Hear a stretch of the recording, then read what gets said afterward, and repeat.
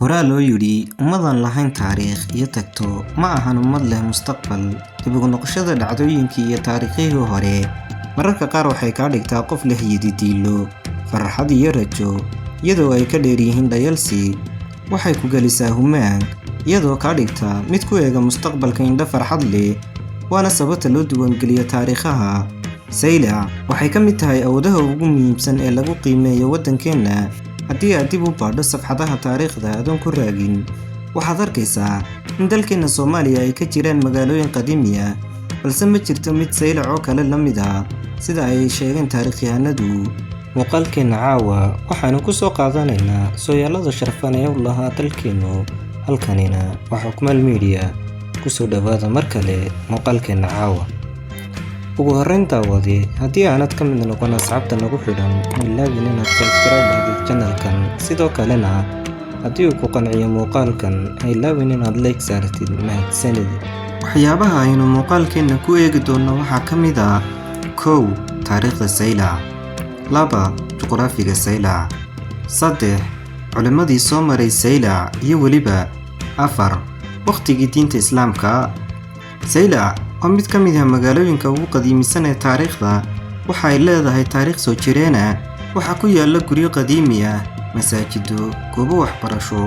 Waa meesha keliya ee taariikhda laga helo masaajid leh 2 qiblo. Waa magaalo u fiican dalxiiska.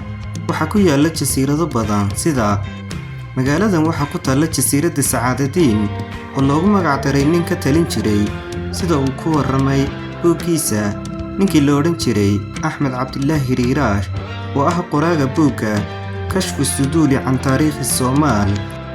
magaaladan badi waxaa ku nool dadka reer Awdal. waa magaalo kaabayaasheeda dhaqaale ay aad u burbureen, sababtoo ah waxaa ka muuqata burburkii iyo dagaaladii sokeeye ee dhacay sanadkii 1988. Saylac waa magaaladii ugu dambeysay ee uu ka dhacay dagaalkii sokeeye.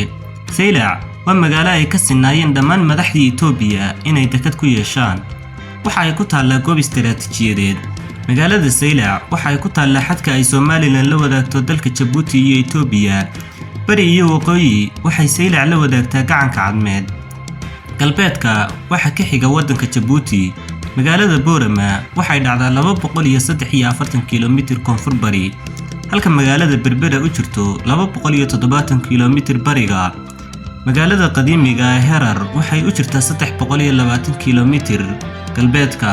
Saylac waxaa loo aqoonsan yahay inay jirtay tan iyo waqtigii ka horreysay soo bixitaanka diinta Islaamka, midaasi oo ah goobaha ugu taariikhda dheer qaaradda Afrika, iyadoo ay ku yaalaan meelo fara badan oo taariikhi ah, hase yeeshee ka turjumaysa taariikhda Geeska Afrika, gaar ahaan tan Soomaalida.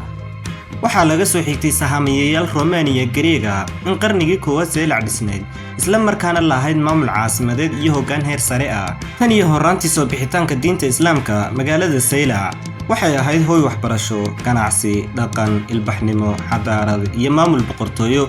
qiyaastii qarnigii 7 ilaa 8 ayaa diinta Islaamku ku soo fiday magaalada Saylac, waqti kooban ku noqotay hooyga diinta ee guud ahaan qaaradda Afrika, gaar ahaan gobolka Geeska Afrika. Nabiga naxariis iyo nabadgelyo korkiisa ha ahaatee waxa uu soo diray qaar ka mid ah asxaabta si diinta Islaamka loo gaarsiiyo Geeska Afrika.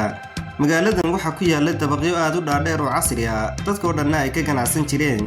Saylac waxaa la sheegay in ay ku noolaayeen dad Carab u badan. magaaladan waxaa soo weeraray dhowr jeer Itoobiya oo rabtay inay ku qaataan magaaladan, balse waxaa dhexda u xidhay oo ka difaacay geesiyaashii Soomaalida. magaalada Saylac oo taariikh ahaan ka horreysay magaalada Herar waxaa culimadeeda ka mid ahaa Faqruddin al-Saylici, oo ahaa faqiih weyn oo madhabka Xanafiga ahaa, sida uu Imaamu Suyuudi ku sheegay kitaabkiisa Albaab. waxaanu ku dhintay magaalada Quraafa ee dalka Masar sanadii 741 hijrada. waxaa kale oo magaalada Saylac culimadeeda ka mid ahaa Jamaaluddin al-Saylici, oo ahaa imaam iyo muxaddis reer Saylac ah, qaahirana ku aasan, waxaana uu dhintay 762 hijrada. Ibnu Batuuta oo ahaa mu'arrikh weyn oo dhulmareena oo noolaa 703 ilaa 779 hijrada, ayaa Saylac ku tilmaamay magaalo weyn oo camirneed waqtigaasi. Herar waxaa la aasaasay 405 hijrada.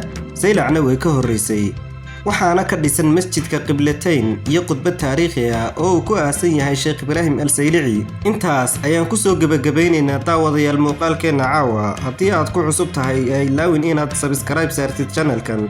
si aan u jarro malaayiin mayl. Sidoo kalena haddii aad ka heshay muuqaalka ha ilaawin inaad like saartid. Mahadsanid.